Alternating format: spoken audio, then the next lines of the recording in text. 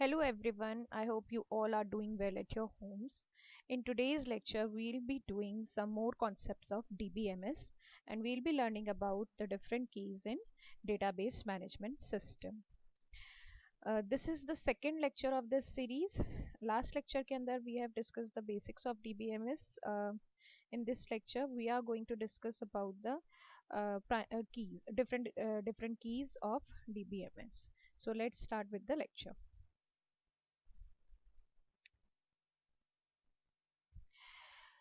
Last lecture के अंदर हमने डीबीएमएस के बारे में पढ़ा था, उसी के साथ साथ मैंने थोड़ा बहुत आपको आरडीबीएमएस के बारे में भी बताया था। आरडीबीएमएस का मतलब होता है relational database management system.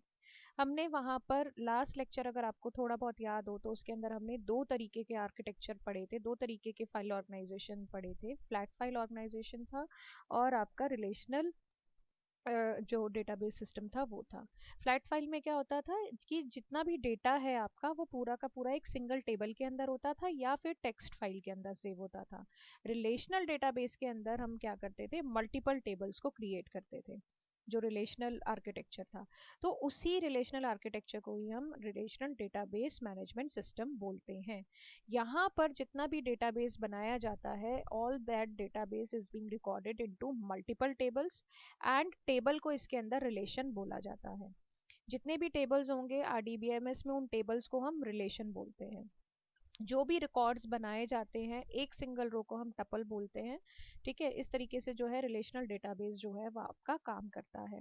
A database organized in terms of relational model is relational database. यही मैंने अभी आपको बताया है कि ऑर्गेनाइज्ड एक इस तरीके से किया जाता है कि different different multiple tables create की जाती हैं, उसके बाद उन टेबल्स के बीच में कीज के थ्रू रिलेशन एस्टेब्लिश किया जाता है ताकि सर्चिंग का काम और क्वेरी प्रोसेसिंग के काम को आप इजी कर सको।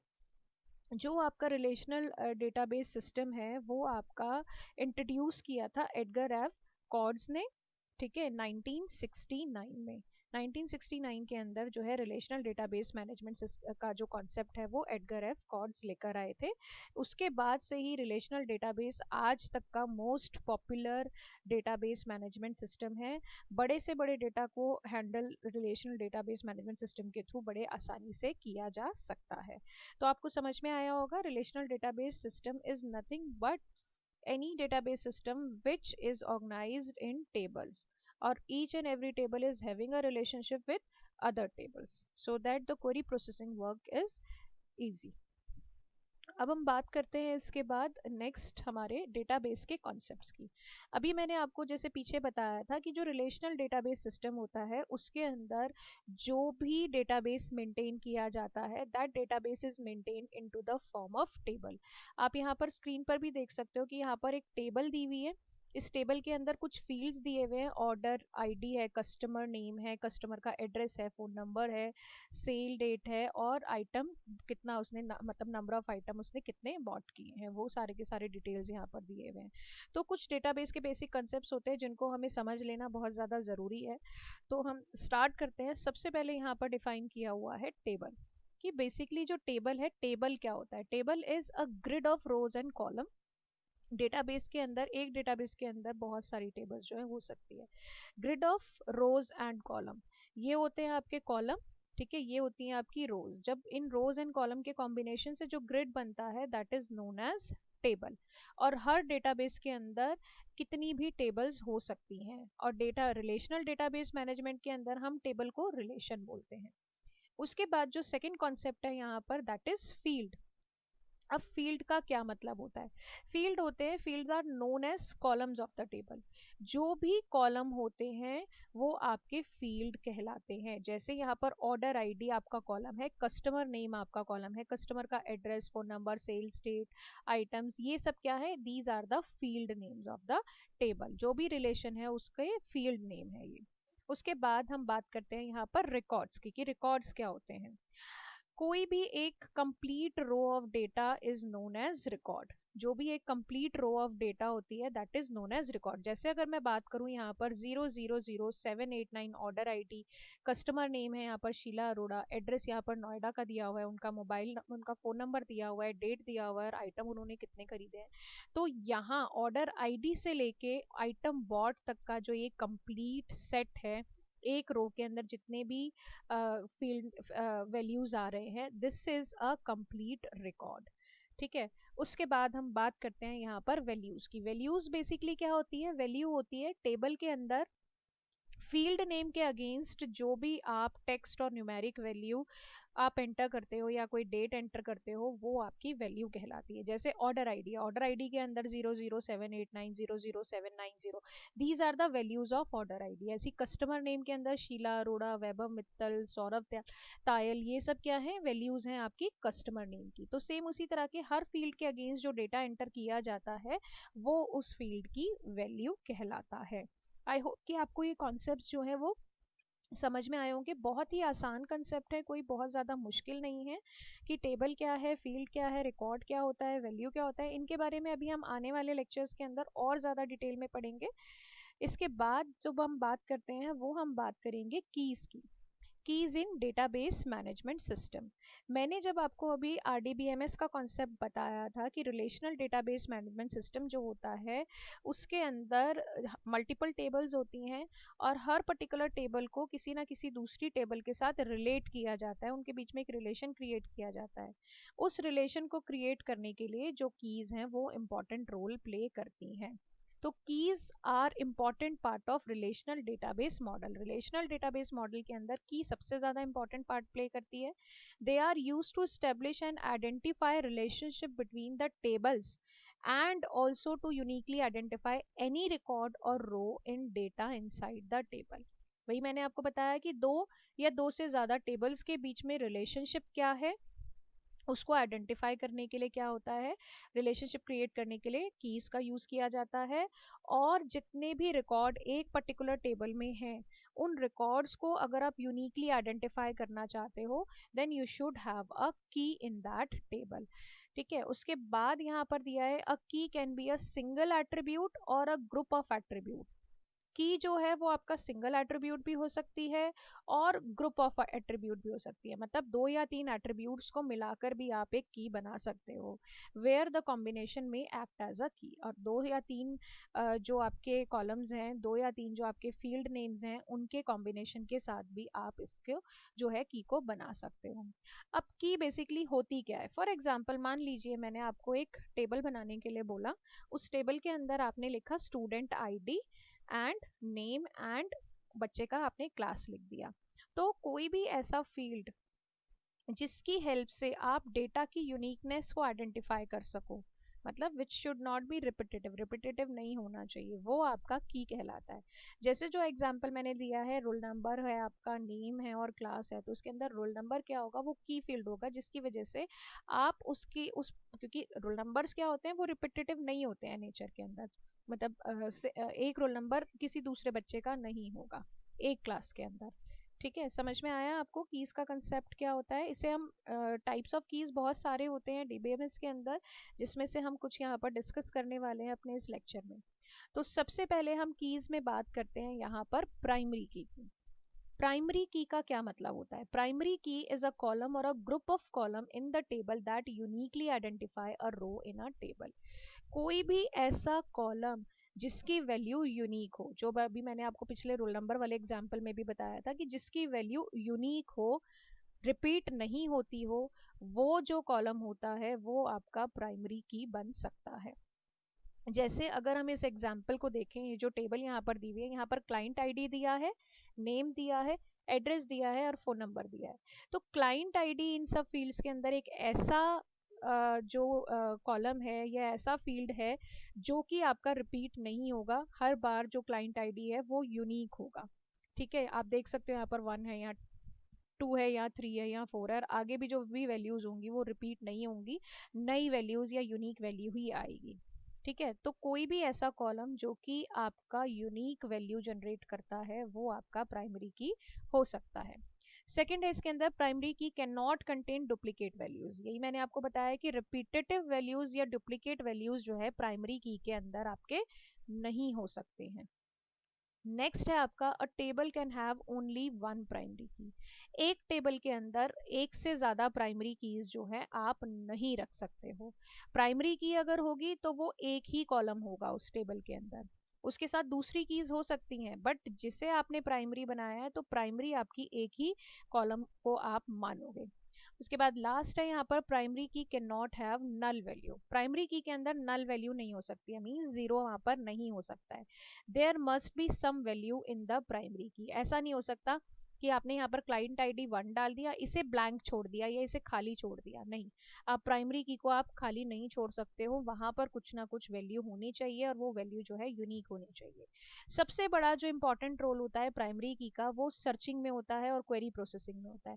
फॉर एग्जाम्पल मान लीजिए आपको कोई क्वेरी करनी है कि क्लाइंट आईडी 1 है, उसने कितने ऑर्डर प्लेस किए हैं और किस डेट पे प्लेस किए हैं, तो वो आप प्राइमरी की हेल्प से इजीली कर सकते हो।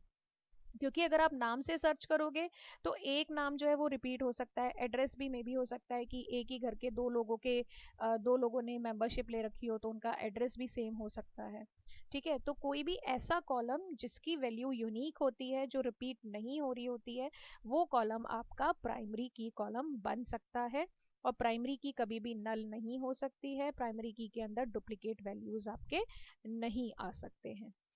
प्राइमरी की के बाद जो हम बात करेंगे नेक्स्ट की वो है आपके कंपोजिट प्राइमरी की। कंपोजिट प्राइमरी की का क्या मतलब होता है? When a primary key constraint is applied on one or more column, then it is known as composite primary key। मतलब एक से ज्यादा कॉलम्स को कंबाइंड करके जब हम कोई प्राइमरी की बनाते हैं वो कंपोजिट प्राइमरी की कहलाती है। अब जो प्राइमरी की के जो कॉलम्स हैं वो एक से ज्यादा हो सकते हैं, जैसे अब आप अगर इस टेबल को आप देखो तो यहाँ पर रोल नंबर क्या है, एक प्राइमरी की हो सकता है, यहाँ पर कोर्स कोड भी प्राइमरी की हो सकता है। बट हमें एक ऐसा कॉम्बिनेशन चाहिए जिसके अंदर रोल नंबर और कोर्स कोड दोनों आ रहे हैं।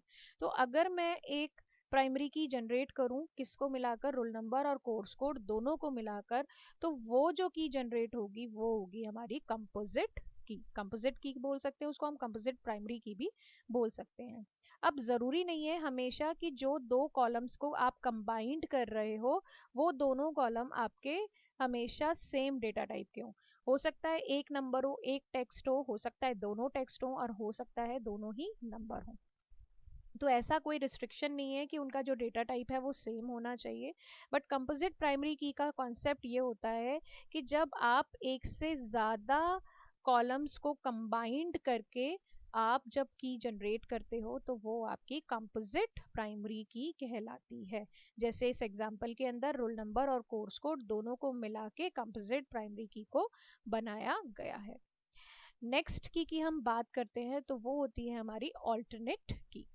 ऑल्टरनेट की का क्या मतलब होता है? ऑल्टरनेट का मतलब होता है कि सब्सटीट्यूट, ठीक है, कि मतलब एक चीज आपकी मेन है उसके अलावा जो बचे आपके वो सब्सटीट्यूट है। तो ऑल्टरनेट की क्या होती है? ऑल्टरनेट की इज अ कॉलम और a group of column in a table that uniquely identify every row in the table. मतलब प्रॉपर्टी इसके अंदर भी आपकी प्राइमरी की वाली होनी चाहिए कि जो यूनिक हो, जो रिपीटेटिव नहीं हो। A table can have multiple choice for primary keys, एक टेबल के अंदर मल्टीपल चॉइस होनी चाहिए primary key. Only one can be set as primary key, अगर मल्टीपल चॉइस है उनमें से आप किसी ना किसी एक फील्ड को ही आप प्राइमरी की यहाँ पर बनाओगे, सबको आप नहीं प्राइमरी की बना सकते हो क्योंकि प्राइमरी की सिर्फ एक होती है। All keys which are not primary key are called the alternate key. ऐसी बची हुई की जो कि यूनिक है अपने नेचर में बट आपने उन्हें प्राइमरी की नहीं बनाया है, वो बची हुई सारी की सारी जो कीज होती हैं वो आपकी ऑल्टरनेट कीज कहलाती हैं। अब नीचे इस एग्जाम्पल को देखिए, इस एग्जाम्पल में in this example student ID, roll number and email are qualified to become a primary key, are eligible to become a primary key. आप चाहे स्टूडेंट आईडी को प्राइमरी बनाओ, आप चाहे रोल नंबर को प्राइमरी बनाओ, आप चाहे ईमेल आईडी को प्राइमरी बनाओ, ठीक है। बट इस केस के अंदर क्योंकि स्टूडेंट आईडी को हमने प्राइमरी की बनाया है तो रोल नंबर और ईमेल आईडी बच गए हैं। तो जो ये बच गए हैं जिन्हें हमने प्राइमरी की नहीं बनाया है, तो role number and email ID are called alternative keys. तो ऐसे कीज जो कि यूनिक है नेचर के अंदर, सारी प्रॉपर्टीज उसके अंदर प्राइमरी की वाली है, बट किसी रीजन की वजह से हमने उन्हें प्राइमरी की नहीं बनाया, किसी और की को हमने प्राइमरी की बनाया है, बट वो बन सकती थी, तो ऐसी बची हुई कीज को हम क्या बोलते हैं? ऑल्टरनेट कीज बोलते हैं। ऑल्टरनेट कीज के बाद हम बात करेंगे यहाँ पर कैंडिडेट की। कैंडिडेट की का जो फीचर होता है वो भी यही होता है, candidate key is a set of attribute that uniquely identified tuple in a row, tuple in a table, कि कोई भी ऐसा मतलब यूनिकली आइडेंटिफाई कर सके, ऐसा कोई भी कॉलम जो कि आपके रिकॉर्ड्स को यूनिकली आइडेंटिफाई कर सके, जैसे रोल नंबर हो गया, आपका नेम हो गया, मोबाइल नंबर हो गया, या ईमेल एड्रेस हो गया। Candidate key is a super की, कैंडिडेट की को हम क्या बोलते हैं? सुपर की भी बोलते हैं, विद नो रिपीटेड एट्रीब्यूट्स। इसके अंदर भी आपके कोई भी जो वैल्यू है वो डुप्लीकेट वैल्यू नहीं हो सकती। तो कैंडिडेट की ये वाली प्रॉपर्टी भी क्या है? प्राइमरी की वाली है। द प्राइमरी की should be selected from the candidate की, जितनी भी आपकी प्राइमरी की बननी चाहिए वो आपकी कैंडिडेट कीज में से ही बननी चाहिए। Every table must have at least a single candidate की, हर टेबल के अंदर एटलीस्ट एक सिंगल कैंडिडेट की जो है आपके होने चाहिए। The table can have multiple candidate keys but only a single primary key is being selected. और जो आपकी कैंडिडेट की होती है वो नल वैल्यू को कंटेन नहीं करना चाहिए। अब आ जाते हैं हम अपने एग्जाम्पल पे। तो कैंडिडेट की का मतलब क्या होता है? Any key which is eligible to become a primary key is known as candidate key. सारे के सारे जो प्रॉपर्टीज होते हैं कैंडिडेट की के वही होते हैं जो कि आपके प्राइमरी की के होते हैं। अब इस एग्जाम्पल की अगर हम बात करें तो यहाँ पर टेबल दी हुई है, स्टूडेंट है, रोल नंबर है, फर्स्ट नेम है, लास्ट नेम है और ईमेल आईडी है।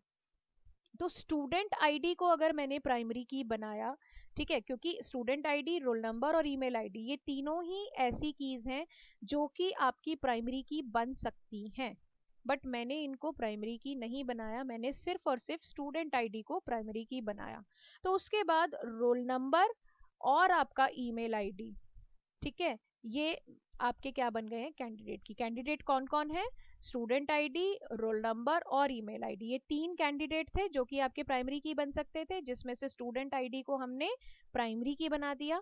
उसके बाद कैंडिडेट की में कौन कौन बचा? रोल नंबर और ईमेल आईडी। और ऑल्टरनेटिव की, ऑल्टरनेटिव की भी वही होती है कि रोल नंबर और ईमेल आईडी आपके बच गए हैं जिनको आपने प्राइमरी की नहीं बनाया, बनाया जा सकता था, ठीक है। तो ऑल्टरनेट की और कैंडिडेट की मोर और लेस जो है वो उसके कॉन्सेप्ट जो है वो सेम ही होते हैं, कि कोई भी ऐसी की जो कि एलिजिबल होती है प्राइमरी की बनने के लिए बट हम उसे बनाते नहीं हैं, वो आपकी कैंडिडेट की कहलाते हैं। उसके बाद हम बात करेंगे नेक्स्ट कॉन्सेप्ट की, दैट इज फॉरेन की। फॉरेन की का जो कॉन्सेप्ट होता है वो थोड़ा सा ट्रिकी होता है, वैसे बहुत आसान होता है समझने के लिए, एक बार हम इसको समझ लेते हैं। देखिए, जब हमने आरडीबीएमएस स्टार्ट किया था तो मैंने आपको स्टार्टिंग में ही बताया था कि आरडीबीएमएस का मतलब क्या होता है, कि जहाँ पर जो डेटा स्टोर होता है वो मल्टीपल टेबल्स के अंदर स्टोर किया जाता है और हर टेबल को दूसरी टेबल के साथ कीज के थ्रू जो है कनेक्ट किया जाता है, ठीक है। तो उन्हीं कीज के अंदर जो नेक्स्ट की हम पढ़ने वाले हैं वो है हमारी फॉरेन की। फॉरेन की क्या काम करती है? Foreign key is a column that creates a relationship between two tables, दो टेबल्स के बीच में रिलेशनशिप क्रिएट करने का काम जो टेबल करती है, जो की करती है, वो आपकी फॉरेन की कहलाती है। The purpose of foreign key is to maintain data integrity and allow navigation between the two different instances of an entity, ठीक है। It act as a cross reference between two table as it reference the primary key of another table. अब इसे हम बहुत ही आसान और simple भाषा के अंदर हम समझने की कोशिश करते हैं कि बेसिकली जो फॉरेन की होता है वो होता क्या है।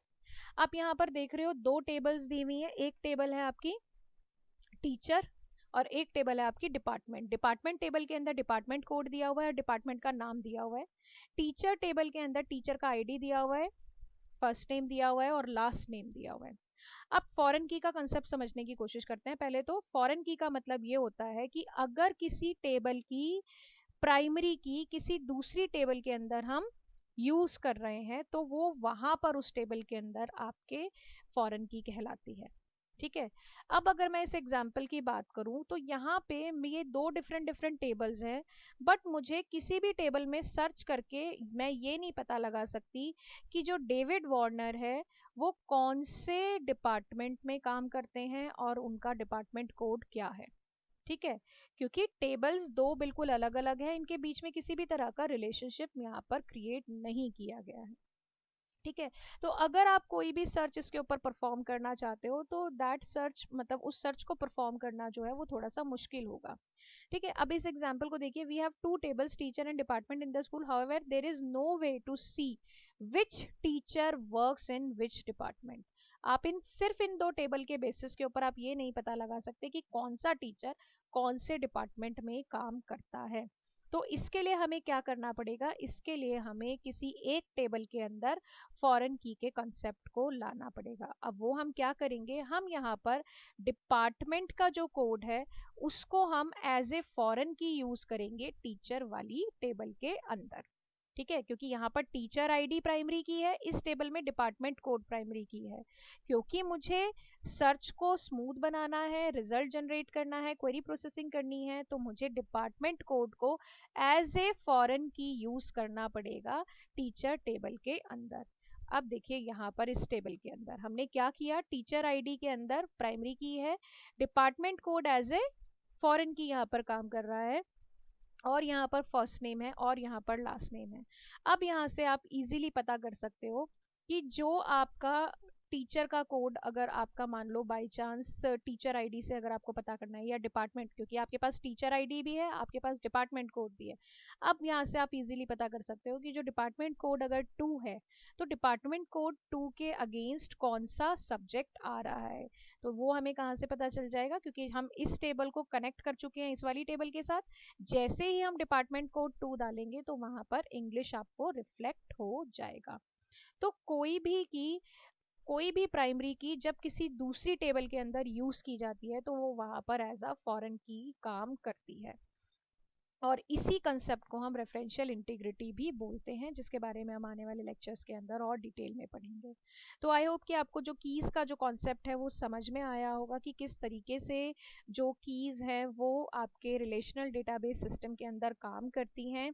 और इसी के साथ आज का लेक्चर हम यहीं पर ही ख़त्म करेंगे, इसके बाकी के जो भी कॉन्सेप्ट्स हैं वो हम नेक्स्ट लेक्चर्स के अंदर कवर करेंगे। And if you are new to my channel then subscribe to my channel for more such videos and updates. Thank you so much.